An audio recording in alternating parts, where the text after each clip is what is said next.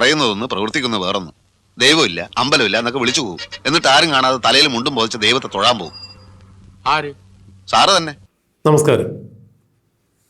ചില വാർത്തകൾ എങ്ങനെയാണ് വാർത്തകളായി രൂപാന്തരം പ്രാപിക്കുന്നത് എന്ന് പലപ്പോഴും നമുക്ക് തോന്നാറുണ്ട്.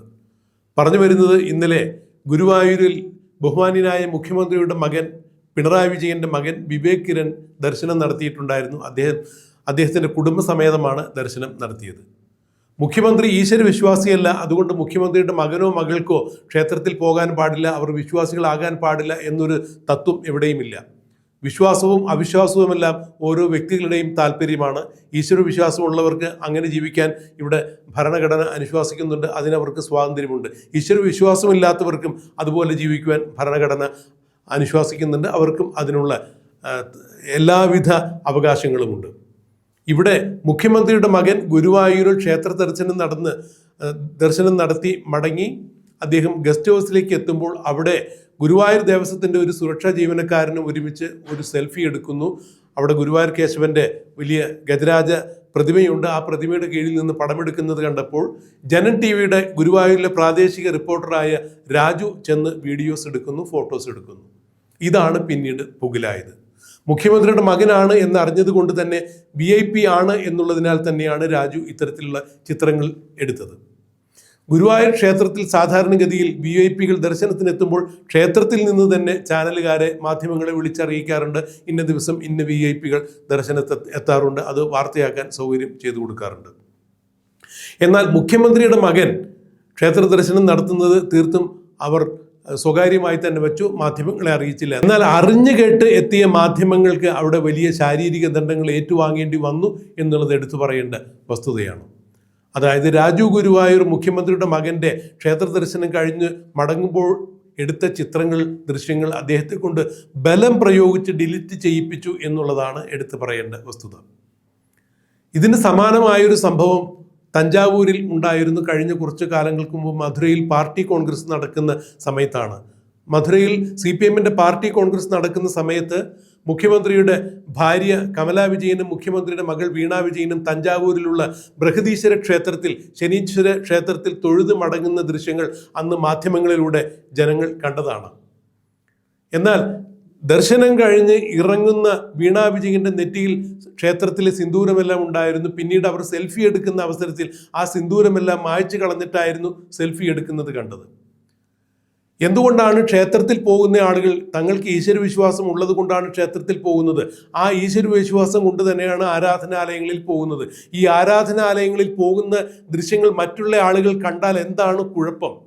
യഥാർത്ഥ വിശ്വാസികളാണല്ലോ ആരാധനാലയങ്ങളിൽ പോകുക. ഈ ആരാധനാലയങ്ങളിൽ പോകുന്ന ചിത്രങ്ങൾ മറ്റു ജനങ്ങൾ കൂടി കണ്ടാൽ അതിലെന്താണ് അവരുടെ വിശ്വാസം തകർന്നു വീഴുമോ? അല്ലെങ്കിൽ ഇവർ വിശ്വാസികളാണ്, ഈശ്വര വിശ്വാസികളാണ് എന്ന് ജനങ്ങൾ അറിഞ്ഞാൽ അവർക്ക് അതുകൊണ്ട് മാനക്കേടുണ്ടാകുമോ? ഇത് നമുക്ക് അറിയില്ല. ഇത് തന്നെയാണ് മുഖ്യമന്ത്രിയുടെ മകൾ ബൃഹദീശ്വര ക്ഷേത്ര ദർശനം കഴിഞ്ഞ് ഇറങ്ങുമ്പോൾ എടുത്ത ചിത്രങ്ങളെക്കുറിച്ചുണ്ടായ വിവാദങ്ങൾ അന്ന് ഇത്തരത്തിൽ തന്നെയുള്ളതായിരുന്നു.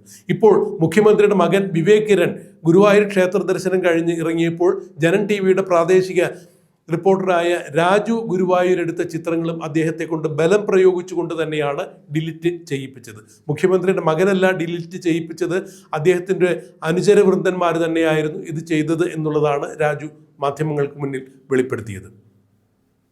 മുഖ്യമന്ത്രിയുടെ മകനായതുകൊണ്ട് വിവേക് കിരണിന് ഈശ്വരവിശ്വാസം പാടില്ല എന്ന് ഒരു തരത്തിലും എവിടെയും പറഞ്ഞിട്ടില്ല. കമ്മ്യൂണിസ്റ്റ് മാനിഫെസ്റ്റോയിലും അങ്ങനെ പറഞ്ഞിട്ടില്ല.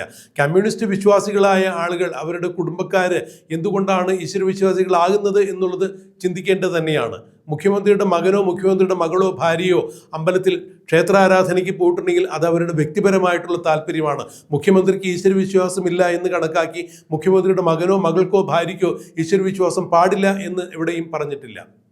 എന്നാൽ മറ്റുള്ള ആളുകൾ ക്ഷേത്ര ദർശനത്തിനൊക്കെ പോകുമ്പോൾ വൈരുദ്ധ്യാത്മിക ഭൗതികവാദങ്ങളെല്ലാം ഉന്നയിച്ചുകൊണ്ട് അവരെ ക്ഷേത്ര ദർശനത്തിന് വിലക്കുകയും അല്ലെങ്കിൽ അത്തരം കാര്യങ്ങളിലേക്ക് പോകുന്നത് കമ്മ്യൂണിസത്തിന് നിരക്കുന്ന രീതിയല്ല എന്ന് പറഞ്ഞുകൊണ്ട് വിലക്കുന്ന ആളുകൾ എന്തുകൊണ്ടാണ് സ്വന്തം കുടുംബത്തിൽ ഇത്തരം കാര്യങ്ങൾ പാലിക്കാൻ നിർബന്ധിതരാകാതെ പോകുന്നത് എന്നൊരു ചോദ്യം ഇതിനിടയിൽ വരുന്നുണ്ട്. ഇത് തന്നെയാണ് മുഖ്യമന്ത്രിയുടെ മകൻ്റെയും മകളുടെയും എല്ലാം ക്ഷേത്ര ദർശനത്തിൻ്റെ വാർത്തകൾ പുറത്തു വരുമ്പോൾ അതിനിടയിൽ വന്ന് ജനങ്ങൾ കമൻറ്റ് ചെയ്യുന്നത് ഇത്തരത്തിൽ തന്നെയാണ്.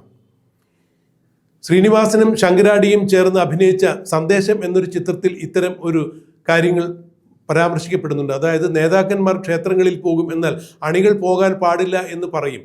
ഇത് ശ്രീനിവാസൻ ശങ്കരാടിയുടെ കഥാപാത്രത്തോട് സന്ദേശം എന്ന സിനിമയിൽ പറയുന്നത് വ്യക്തമായി നമ്മൾ കണ്ടിട്ടുള്ളതാണ്, കണ്ട് ജനം ചിരിച്ചിട്ടുള്ളത് തന്നെയാണ്. ഇതാണ് ഈ വീഡിയോവിൻ്റെ ആമുഖത്തിൽ കൊടുത്തത്. അപ്പോൾ പറയുന്നതൊന്ന് പ്രവർത്തിക്കുന്നത് മറ്റൊന്ന് എന്ന രീതിയിലാണ് ഇപ്പോഴത്തെ കേരളത്തിലെ കമ്മ്യൂണിസ്റ്റ് നേതാക്കന്മാരുടെയും അനുഭാവികളുടെയും എല്ലാം രീതികൾ എന്നുള്ളതാണ് ഇതിലൂടെ മനസ്സിലാക്കാൻ കഴിയുന്നത്. മുഖ്യമന്ത്രിയുടെ മകൻ കമ്മ്യൂണിസ്റ്റുകാരനാണോ, അദ്ദേഹം കമ്മ്യൂണിസ്റ്റ് സിദ്ധാന്തങ്ങൾക്ക് അനുസരിച്ച് ജീവിക്കുന്ന ആളാണോ എന്നുള്ളതൊന്നും നമുക്കറിയില്ല. പൊതുവെ മാധ്യമങ്ങൾക്ക് മുന്നിൽ വരാൻ വലിയ വിമുഖത കാണിക്കുന്ന ആൾ തന്നെയാണ് മുഖ്യമന്ത്രിയുടെ മകൻ. ഇതുവരെയും അദ്ദേഹം മാധ്യമത്തിൻ്റെ മുന്നിൽ വന്ന് നിന്നുകൊണ്ട് പ്രസ്താവനകൾ നടത്തുന്നത് നമ്മളാരും കണ്ടിട്ടില്ല. ഇവരുടെ സ്വകാര്യ ദർശനം തന്നെയായിരുന്നു ഗുരുവായൂർ ക്ഷേത്ര ദർശനം എന്ന് പറയുമ്പോൾ എല്ലാവരും ക്ഷേത്ര ദർശനത്തിന് പോകുന്നത് സ്വകാര്യ ദർശനത്തിന് വേണ്ടി തന്നെയാണ്, അല്ലാതെ മറ്റെന്തെങ്കിലും പരസ്യമായിട്ടുള്ള ഏതെങ്കിലും ഇടപാടുകൾക്ക് വേണ്ടി ആരും ക്ഷേത്രത്തിൽ ദർശനം നടത്താറില്ലല്ലോ. മുഖ്യമന്ത്രിയുടെ മകൻ എന്ന രീതിയിൽ അദ്ദേഹത്തിൻ്റെ സ്വകാര്യത കാത്തു സംരക്ഷിക്കേണ്ടത് അദ്ദേഹത്തിൻ്റെ ബാധ്യത തന്നെയാണ്. അദ്ദേഹത്തിന് അനുവാദമില്ലാതെ അത് വാർത്തയാക്കാൻ പാടില്ല. എന്നാൽ ഇവിടെ ഫോട്ടോ എടുത്തു അല്ലെങ്കിൽ മുഖ്യമന്ത്രിയുടെ മകൻ്റെ വീഡിയോ എടുത്തു എന്നുള്ള കാരണത്താൽ ഒരു പ്രാദേശിക റിപ്പോർട്ടറെ പിടിച്ച് ശാരീരികമായി ഭേദ്യം ചെയ്യുകയും അദ്ദേഹത്തിൻ്റെ കോളറിന് കുത്തിപ്പിടിക്കുകയും ബലം പ്രയോഗിച്ച് അദ്ദേഹത്തിൻ്റെ എടുത്ത ദൃശ്യങ്ങൾ ഡിലീറ്റ് ചെയ്യിപ്പിക്കുകയും എല്ലാം ചെയ്യുന്നത് അതിന് സദാചാര വിശുദ്ധമായ ഒരു പ്രവൃത്തി എന്ന് വിശേഷിപ്പിക്കാൻ സാധിക്കില്ല.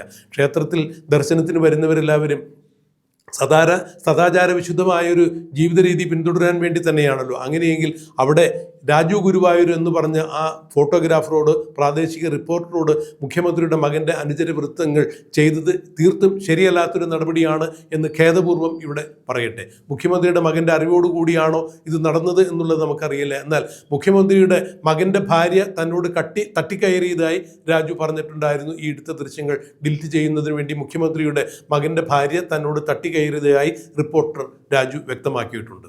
റിപ്പോർട്ടർ രാജു എന്താണ് ഗുരുവായൂരിൽ നടന്നത് എന്നുള്ളത് വ്യക്തമാക്കിയ ഒരു ഓഡിയോ സന്ദേശം ഒരു മാധ്യമത്തിന് കൊടുത്തിട്ടുണ്ടായിരുന്നു. അതിൻ്റെ പ്രസക്ത ഭാഗങ്ങൾ നമുക്കൊന്ന് കേൾക്കാം.